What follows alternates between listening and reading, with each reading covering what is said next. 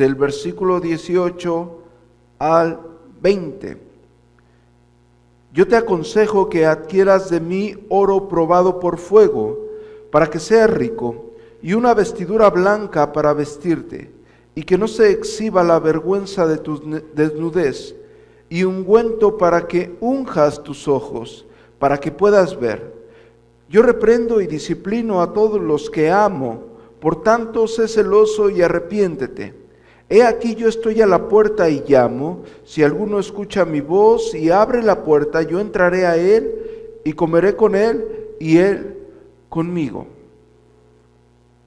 Muy bien, vamos a darle parte a la exposición de estos 3 versículos, donde yo quiero que ustedes traigan a memoria lo que ya hemos venido tratando acerca del contexto histórico de una iglesia donde habían abandonado el darle gloria a Dios en todos los ámbitos de su vida. Una iglesia como la iglesia de la Odisea, que según la misma escritura está a punto de ser vomitada. Una iglesia que podemos visualizar con una iglesia con una doctrina sana, quizás con un conocimiento sano de las escrituras, pero que descentralizaron su vida a lo que verdaderamente el cristiano la tiene que centralizar. La iglesia en la Odisea entendía muchas cosas, pero desconocía su realidad. Es lo que verdaderamente estaba pasando con esta iglesia. En el versículo 16 dice: así puesto que eres tibio y no caliente ni frío, te vomitaré de mi boca. Y lo relaciona con el conducto que abastecía de agua a la ciudad de la Odisea, donde el agua llegaba tibia y causaba náuseas el tomar de esta agua, que prácticamente era inservible tanto para refrescar como el verdadero uso que tenía, que procedía de una agua termal rica en minerales. Y dice, ¿por qué hace esto? En el versículo 17, porque dice: soy rico, me he enriquecido y no tengo necesidad de nada. Y después aclara: pero ignoras, era un ignorante, las personas en la Odisea eran ignorantes, no tenían consciente su verdadera realidad, pero ignoras que eres un pobre.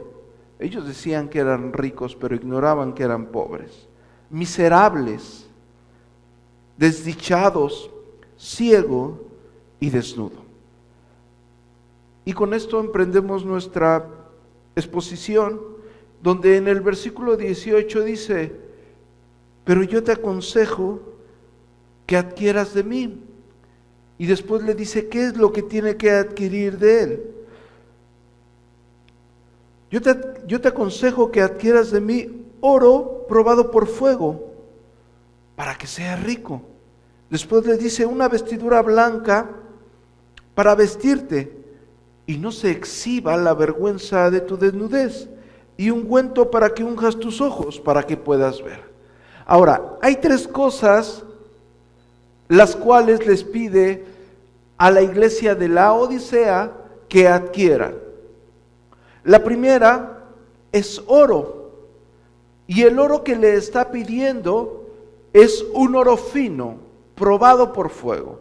La segunda cosa que le está pidiendo son vestiduras, y la tercera cosa es que unja sus ojos. Y hace una similitud con aquel colirio, el cual provenía y era exportado de la misma escuela de medicina del territorio de la Odisea. El sarcasmo aplicado a ese tipo de creyentes que se autoexaltan y que no pueden entender la gloria de ser llamado por nuestro Señor Jesucristo y para nuestro Señor Jesucristo, va relacionado con su mismo contexto histórico. Es decir, le pide oro probado por fuego a una iglesia que se sentía rica, a una iglesia que según Tiberio y Josefo era una fuente bancaria y económica para el Imperio Romano. Ellos que se sentían ricos y que cuando su territorio fue destruido, ellos dicen y no aceptan ayuda del gobierno y les dicen: no necesitamos de nada, podemos edificar nuestra ciudad de las mismas ruinas. A esta localidad donde los creyentes se sentían ricos, se les pide oro, oro fino. Después les piden vestiduras blancas para que no se exhiba la vergüenza de su desnudez. Le pide vestiduras a un territorio que era exportador de lana negra, que era grande en la materia textil. Y después le pide un ungüento para sus ojos a una iglesia que era exportadora del mejor colirio para los ojos, que ayudaba a las personas que venían del desierto con los ojos cansados y enrojecidos por el sol y por la arena. Tenían para curar el cansancio de aquellos viajeros, tenían medicina para aquellos viajeros, pero no tenían la medicina para ellos. Pero la cuestión, a pesar de que el texto los confronta con su misma realidad, el hecho de donde recae o descansa la exhortación es que le dice: lo que se necesita es que adquieras de mí. El creyente tiene que ir a Cristo. Ellos tenían que ir a Cristo.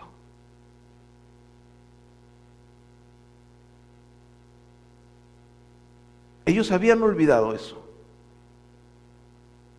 Tenían riquezas, pero riquezas terrenales.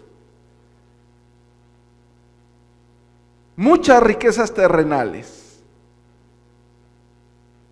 Se olvidaron de aquella parábola que narra nuestro mismo Señor Jesucristo en Mateo, en el capítulo 13, en el versículo 44, cuando dice que el reino de Dios es comparado a un tesoro.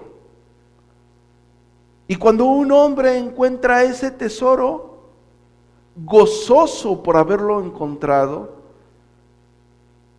porque sabe el valor de ese rico tesoro, de ese rico e inigualable tesoro, lo que hace esa persona, vende todo lo que tiene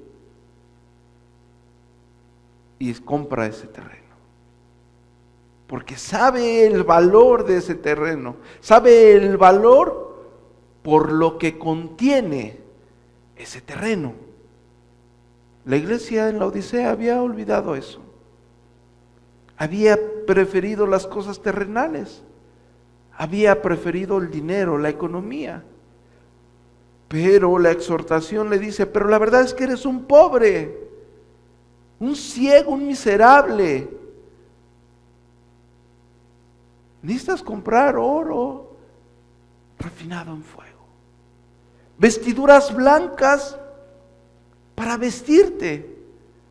Nosotros reconocemos el hecho de que en las redacciones de las anteriores cartas, a las vestiduras blancas se les da un símbolo, un sinónimo de santidad.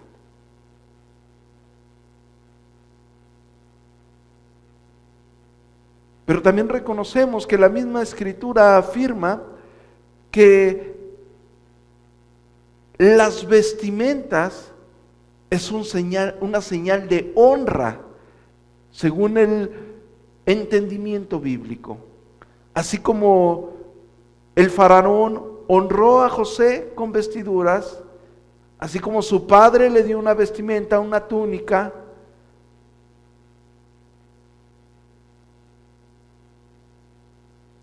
La Escritura da pie a entender la deshonra por la cual estaba pasando el creyente de la Odisea ante los ojos de Dios. Eran pobres, pero se sentían ricos porque tenían dinero. Ellos creían que estaban bien, porque después les dice que también necesitan ungüento para sus ojos, porque estaban ciegos espiritualmente. No podían ver su realidad. La ceguera espiritual los llevó a la ruina. El pensar o el creer que estaban bien, creer que su vida va bien, los lleva a la ruina. Cuando ustedes piensen que están bien, cuando ustedes crean que su vida va bien porque van adquiriendo cosas materiales, su vida va a ir a la ruina. Cuando ustedes crean que su vida está bien porque están adquiriendo cosas que en un tiempo desearon y se olviden de a lo que verdaderamente es llamado el creyente, su vida estará en la ruina. Porque estos textos son para la iglesia de Cristo. La exhortación es para la iglesia de Cristo, para una iglesia que está a punto de ser vomitada, para una iglesia inservible, ni fría ni caliente, tibia, para una iglesia que creía que estaba bien. Y aclaro, el mismo texto y el contexto no hace énfasis acerca de la doctrina.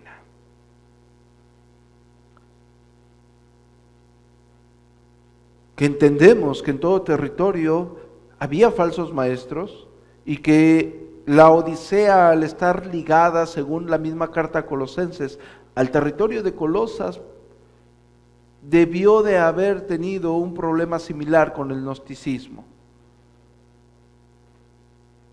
Una iglesia con una buena doctrina quizás, pero inservible para el reino. Un creyente con un conocimiento teológico bueno, pero inservible para el reino. Con dinero, con buena economía, pero inservible para el reino.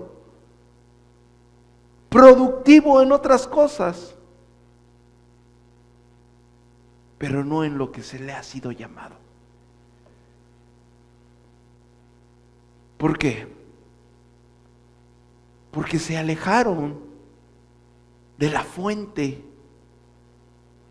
que sustenta a cada creyente. Y quiero que me acompañen al Evangelio según San Juan, por favor. En el capítulo 15, en el versículo 1 dice: yo soy la vid verdadera y mi Padre es el viñador. Toda rama que en mí no produzca fruto, Él la cortará. Pero a la que produzca fruto, la pondrá para que produzca mucho fruto. Ustedes ya están limpios por la palabra que les he hablado.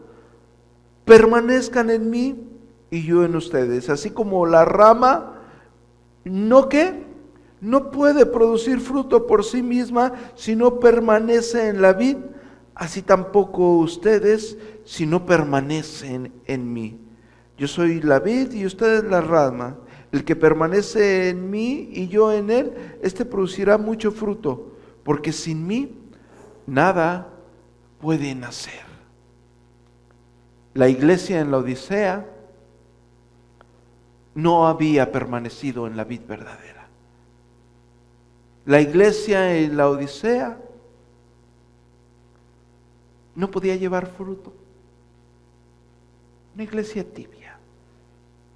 Se olvidó de su Señor. no solo se olvidó, lo dejó afuera, porque estaba a la puerta.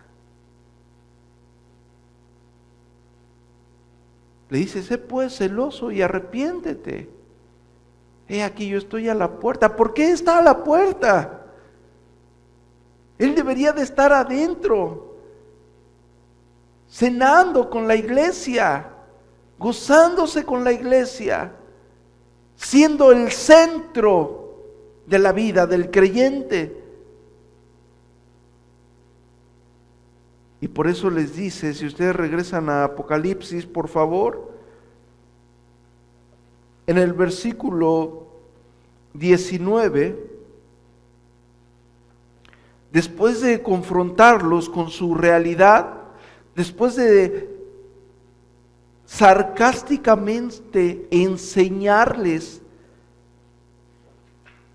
su desventura,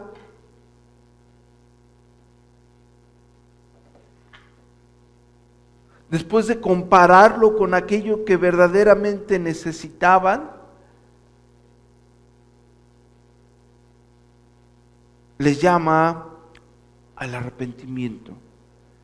Yo reprendo y disciplino a todos los que amo, por tanto sé celoso y arrepiéntete.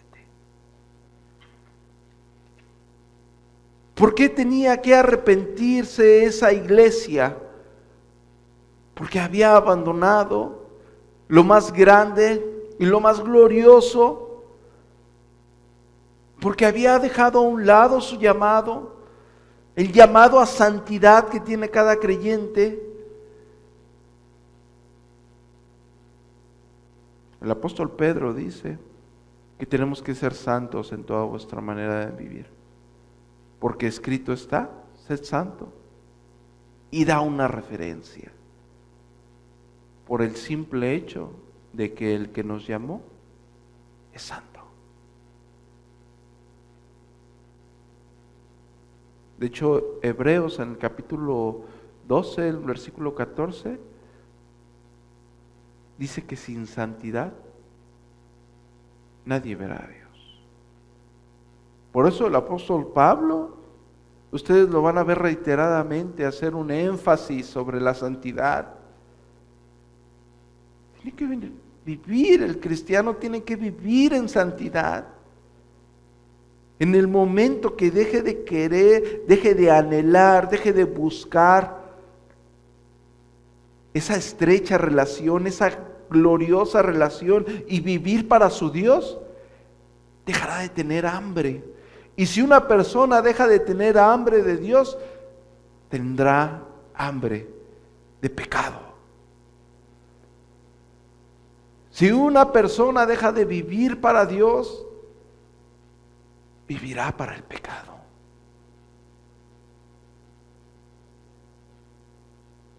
Y como la Escritura dice que de la abundancia del corazón habla la boca, la persona no tendrá ganas de hablar de Cristo, de su Cristo. Hermanos, cuando ustedes se encuentren a otra persona de otra congregación, sin querer ser denominacionales, y ustedes siéntense a la mesa y ustedes pueden ver el nivel espiritual de las personas según lo que hay en su corazón, según de qué hablan. Hablan de su Señor, hablan de la palabra. ¿Está centrado Cristo en sus vidas? ¿Están hambrientos de Cristo? Se nota en lo que dicen. ¿Están hambrientos para ir y predicar?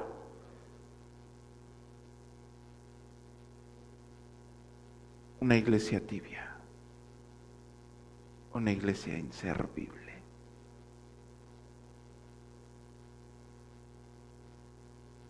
Para Dios. Para Dios. La iglesia en la Odisea era muy productiva en la tierra, tenía mucho dinero. La historia afirma que era una fuente bancaria donde el imperio romano se respaldaba, era un territorio económicamente rico, pero no porque naciese rico, supieron aprovechar y exportar su materia prima. Eran trabajadores terrenalmente hablando, pero celestialmente no lo eran.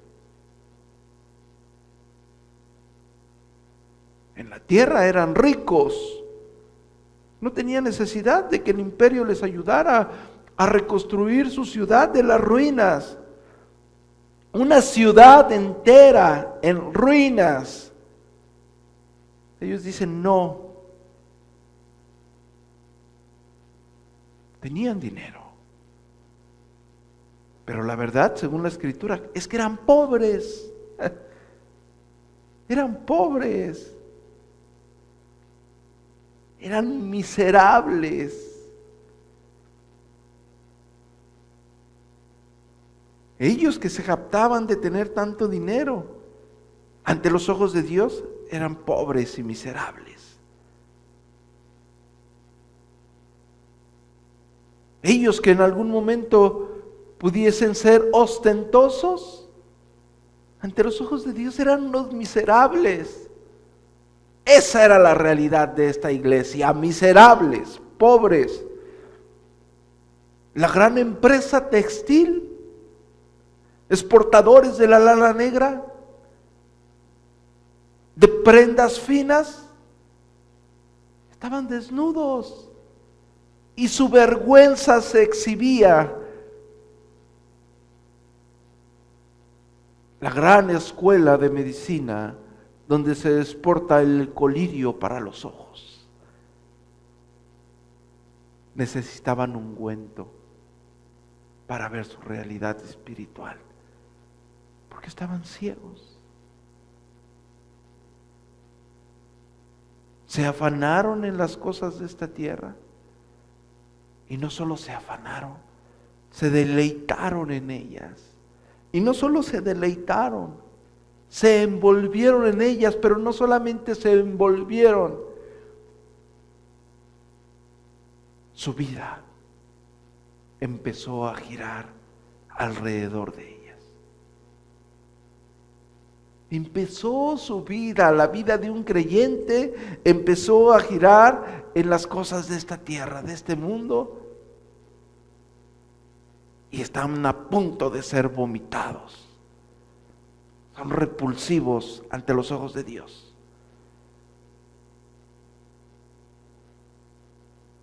Claro que tenían que arrepentirse. Por supuesto que se tenían que arrepentir.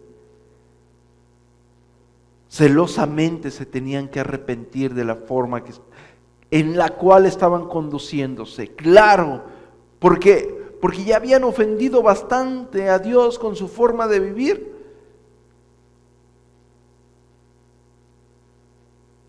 Que eran repulsivos, tan repulsivos como aquella agua tibia que llegaba a la región de la Odisea, que estaban a punto de ser vomitados. Pero el amor de Dios se manifiesta y dice: yo reprendo y disciplino a todos los que amo. Como lo dice Proverbios 3:11, como lo dice Job. De hecho, acompáñenme a Job en el capítulo 5, por favor.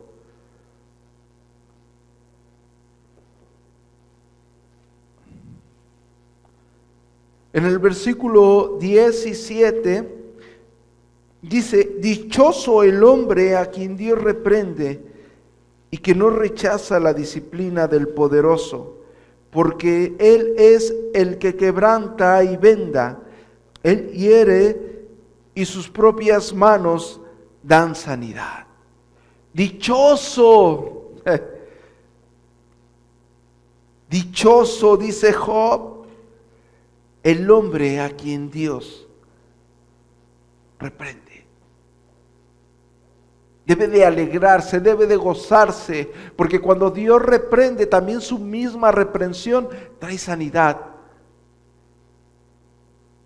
a la vida. de aquella persona. Cuando estamos hablando y cuando estamos haciendo nuestra exposición del libro de Apocalipsis y estamos en nuestros primeros capítulos y vemos el mensaje a las 7 iglesias en los 2 primeros capítulos y hablamos, es Cristo purificando a su iglesia, a su santa iglesia. No debe de ser una palabra vana y simple. De hecho, hay algunos escritores que ven este punto del libro de Apocalipsis, estos últimos versos, como un prólogo, como un resumen de la exhortación de aquellas exhortaciones anteriores.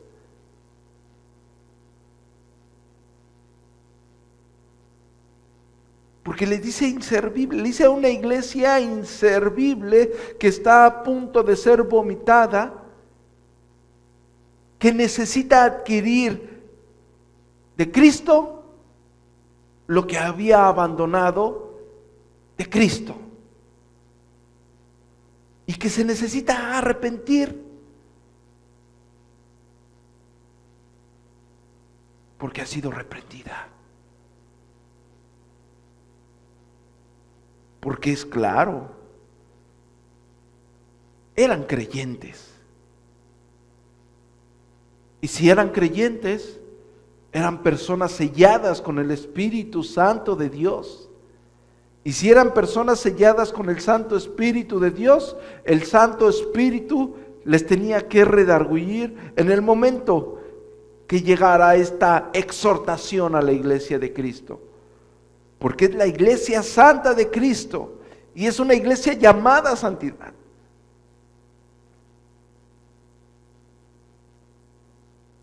Ellos entendieron perfectamente que necesitaban ver su realidad, su verdadera realidad. Somos cristianos. Y si se hace un énfasis cuando hablamos del hecho que nos tenemos que esforzar en la gracia de Dios y salir adelante en la gracia de Dios, hay un sobreénfasis en que tenemos que vivir para la gloria de Dios. Cuando emprendas algo, fíjate si eso le da gloria a Dios. Porque si no le da gloria a Dios, si hay algo que alguien diga o haga y no le está dando la gloria a Dios, es repulsivo a Dios. Palabras o acciones, enseñanzas, pláticas, conversaciones, trabajos. ¿Tu trabajo le da gloria a Dios? ¿Tu esfuerzo le da gloria a Dios? ¿Está Cristo en el centro de tu vida?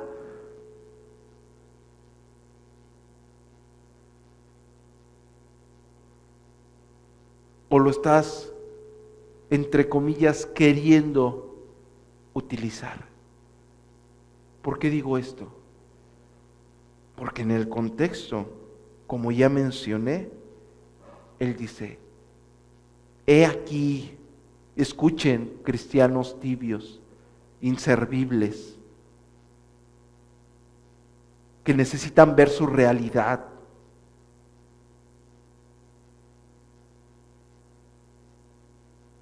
Que se necesitan arrepentir, que creen ser un tipo de personas, pero la verdad es que no lo son. Es que son pobres, miserables. Esa es su realidad. Pero he aquí, yo estoy a la puerta. El Dios misericordioso, grandioso y glorioso, que quisieron hacer a un lado, que lo dejaron fuera, les dice, yo estoy aquí a la puerta y llamo. Me dejaste afuera, centraste tu vida en otra cosa. pero mi amor sobrepasa el entendimiento. Yo estoy aquí, a la puerta. ¿Por qué lo dejaste? ¿Por qué está en la puerta? Cuando yo leí varias traducciones, y yo decía, ¿por qué alguien deja en la puerta a Jesús? Imagínense el texto literalmente. Yo me lo imaginaba literalmente. Jesús es nuestro Señor, quien murió en la cruz del Calvario para el perdón de nuestros pecados. Murió y resucitó conforme lo antes escrito. Nos dio vida eterna. Nos sella con su Santo Espíritu. Estamos aquí reunidos.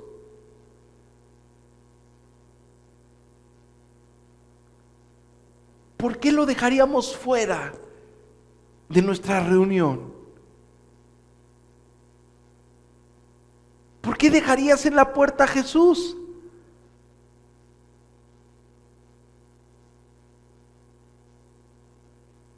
¿Por qué lo dejas fuera de tu vida? Porque si no es el centro, está afuera.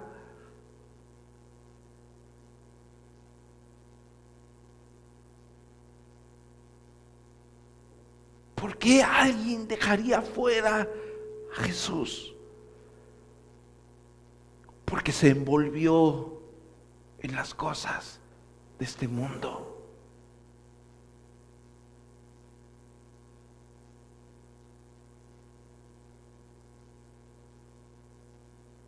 El dinero no es el problema. El amor hacia el dinero lo tenía la Odisea.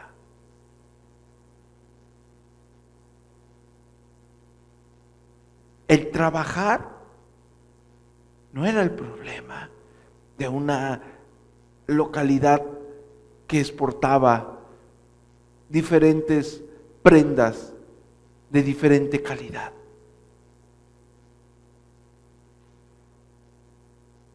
El ser una localidad con una escuela de medicina que inventaron colirio para los ojos, ese no era el problema. El problema radica cuando el creyente ha cambiado a Jesús por algo en esta tierra. Ha hecho algo de mayor precio que nuestro amado y glorioso Salvador.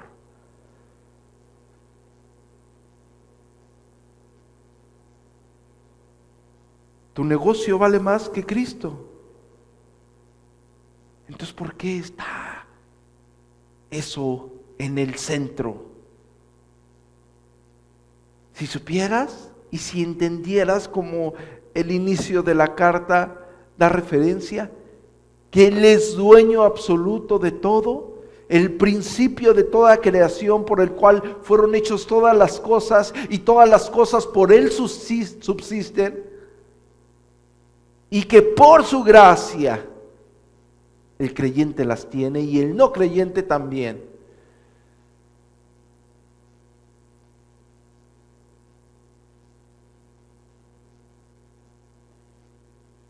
Centraron su vida en cosas donde la polilla y el hollín corrompen.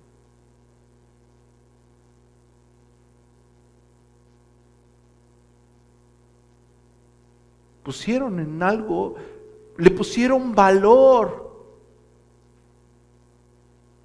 le pusieron precio. Ellos dijeron, por esto vale la pena vivir.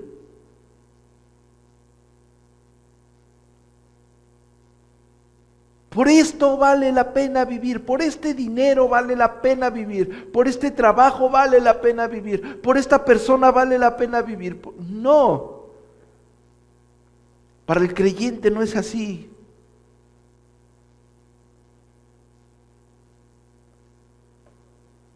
El apóstol Pablo dice, todo lo he estimado como pérdida por amor a Cristo. Todo. Por lo único que vale la pena vivir en esta tierra, si hay algo relevante, algo que podamos sobreexaltar y decir que vale la pena vivir, es para la gloria de Dios. Única y exclusivamente para la gloria de Dios. Y ellos ya no lo hacían. Y llega una fuerte reprensión. ¿Por qué? Porque hay amor. Porque yo reprendo, yo disciplino, yo castigo a todo el que amo. Así que arrepiéntete. Estás a punto de ser vomitado.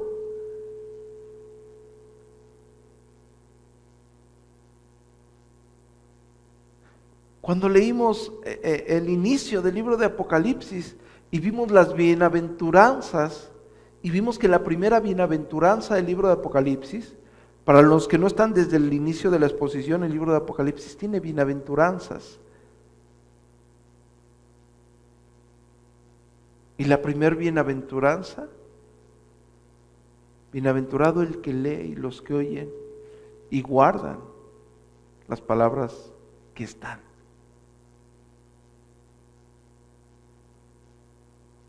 Hay una reprensión dura y hay un llamado al arrepentimiento. ¿Por qué? Por el hecho de que estás a punto de ser vomitado.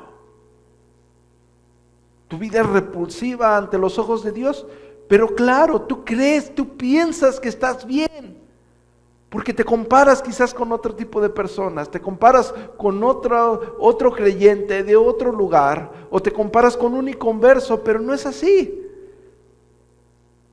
No es así.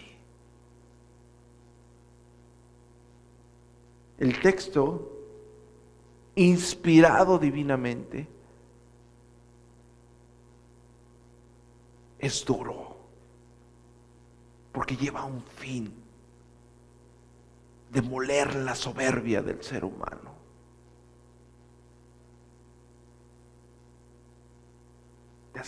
Te has enaltecido, tú piensas eso de ti, pero Dios le dice al creyente, pero tu realidad es esta. Tú ante mis ojos eres este tipo de persona, eres un pobre, un miserable. Esa es tu realidad, así es como te tienes que ver, no como tú crees que eres. Por eso te tienes que arrepentir.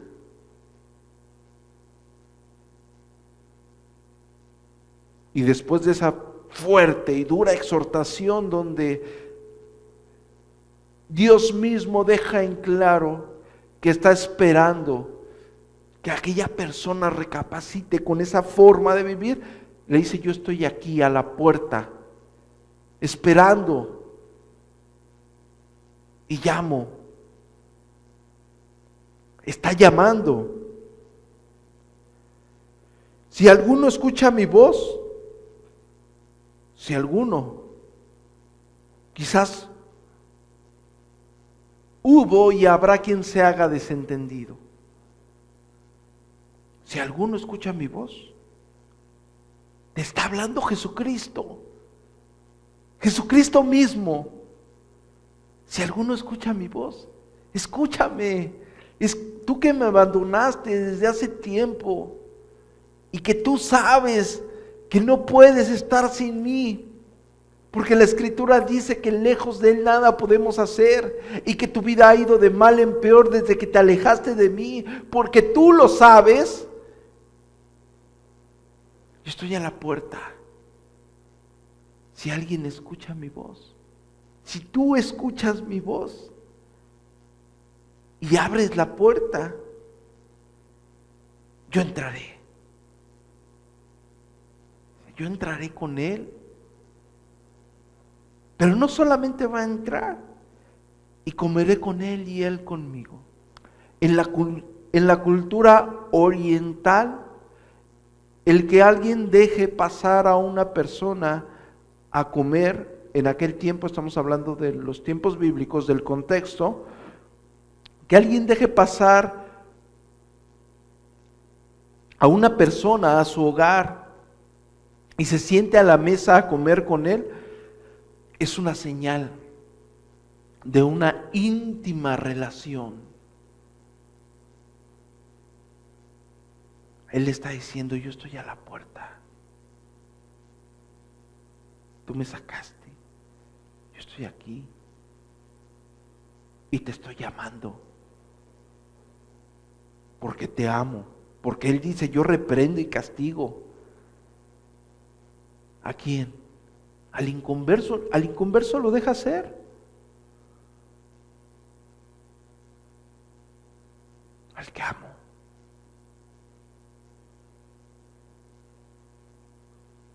Por amor es la reprensión. Y la persona tiene que estar atenta a esa reprensión.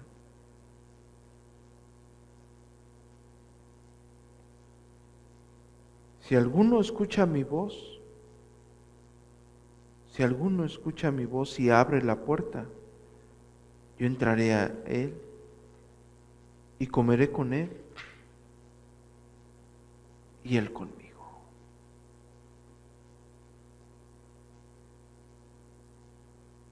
El amor y la benevolencia de Dios hacia una iglesia o hacia un creyente inservible para el reino, que está a punto de ser vomitado, se le confronta con su realidad.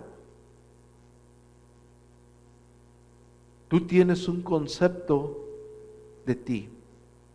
De hecho, el apóstol Pablo dice que ninguno de nosotros tenga un concepto más alto de sí mismo que el que debe de tener.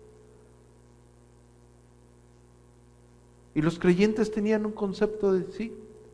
¿Con quién se comparaban? No sé.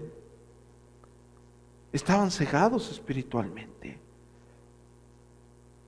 Porque pusieron su mirada en otra cosa que no debieron de poner. Y su ruina era más que evidente hablando espiritualmente. Terrenalmente no, terrenalmente tenían abundancia. Quizás abundancia a envidiar, pero celestial y espiritualmente eran unos miserables.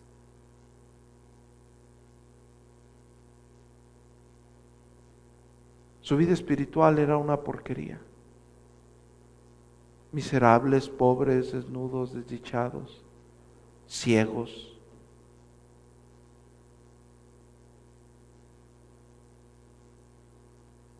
Por eso era necesario que adquirieran algo. Pero ¿de quién lo tenían que adquirir? De Cristo. Tenían que ir a Cristo. Tenían que volver. Tenían que reconocer que se habían alejado. Pero lo tenían que hacer ya porque estaban a punto de ser vomitados. Y se dan cuenta, es el final de una primera sección paralela. Y en el capítulo 4 empezarán con otras cosas. Ellos estaban a punto de ser vomitados. Ellos tenían que reaccionar ya. Era una llamada de atención ya. Urgente, emergente. Eran luces de alerta.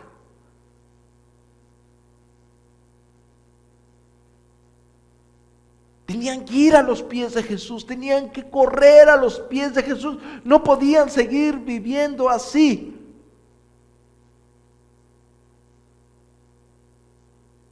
Y el amor benévolo de Dios los invita a arrepentirse.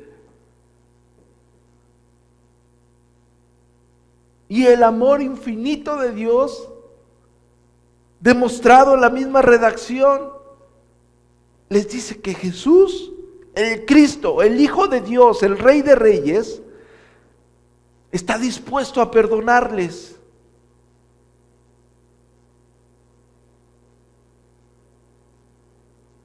He aquí, yo estoy a la puerta y llamo.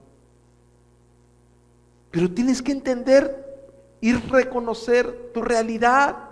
Lo tienes que hacer ya.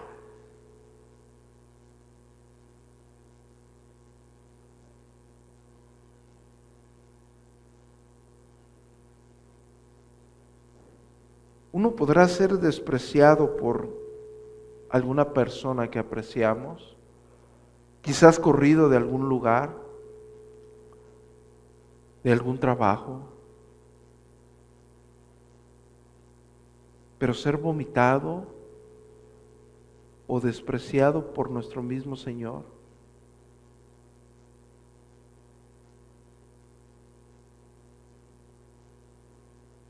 Pero la exhortación no se queda ahí. La exhortación es que entienda cómo son verdaderamente ante los ojos de Dios. Tienen que reconocerlo, pero no es, sí lo soy y ya. No, sí lo soy, lo reconozco. Ahora se te invita a que te arrepientas,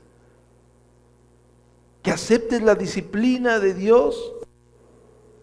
Como Job dice, bienaventurado la persona que acepta la disciplina de Dios.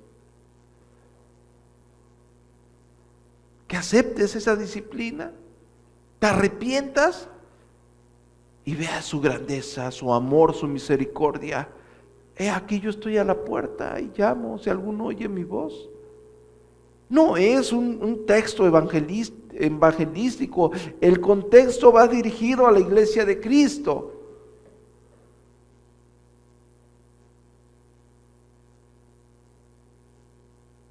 A la iglesia de Cristo, que había dejado afuera a su Señor. Como muchas iglesias en el siglo XXI, o que se llaman iglesias, como muchos creyentes que se llaman creyentes.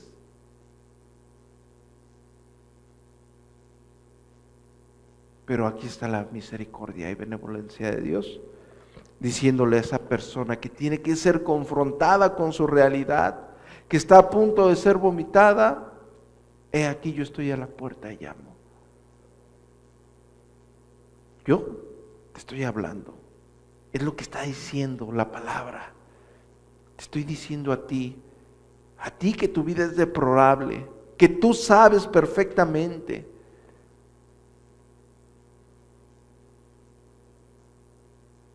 que entiendas la reprensión, pero que te acerques a Él con amor, porque Él está esperando eso, porque está a la puerta, le está tocando a un creyente, le está diciendo: acuérdate cuando empezamos, volvamos a esa relación.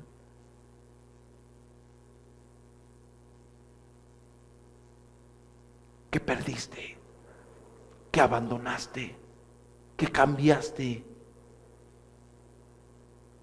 por unas cuantas monedas de plata. Cambiaste al Rey de Reyes y Señor de Señores, al Creador de todo el universo, de todo cuanto hay y existe, el que levanta reyes y tira reyes. Cambiaste a Él por unas cuantas monedas de plata.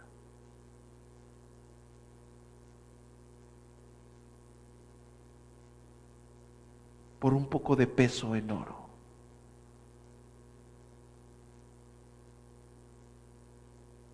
Claro que se tenían que arrepentir. Claro que se tenían que arrepentir. Tenían mucho de qué arrepentirse, pero solamente podían arrepentirse si se plantaban en su verdadera realidad. No soy esa persona que creo que soy. No soy.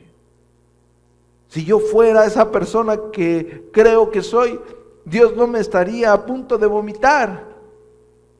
Pero si soy muy agradable con las demás personas, bueno, Dios no ve lo que ve el hombre. Si soy muy aceptado en distintos grupos, sí. Pero Dios no acepta cosas inmundas. Y la iglesia en la Odisea lo era. Pero el creyente tiene que verse bajo el espejo de la palabra de Dios y reconocer eso y arrepentirse. Y aquí entra la gloria de su amor y perdón y benevolencia a aquella persona, diciéndole que Él está dispuesto a perdonarle, que puede entrar confiadamente al trono de la gracia diciéndole: yo estoy a la puerta, te estoy llamando. Estás escuchando mi voz. Solo tienes que correr. Ve a Él, porque a Él es a quien necesitas. Lo sabes perfectamente. Tienes que acudir a Él. Solo tienes que abrir la puerta. Él entrará y cenará y gozarás de su paz, de su plenitud, de todo lo que Él es.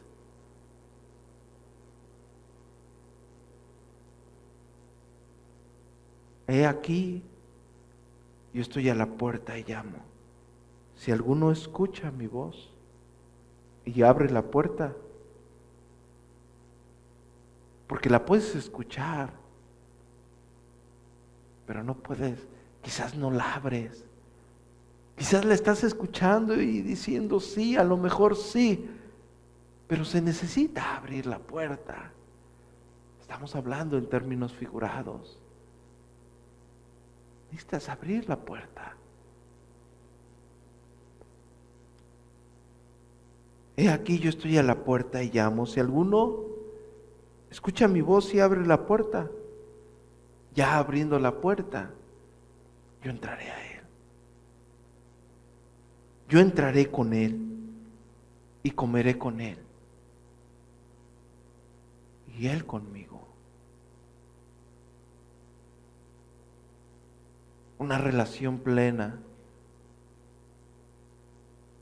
llena de paz.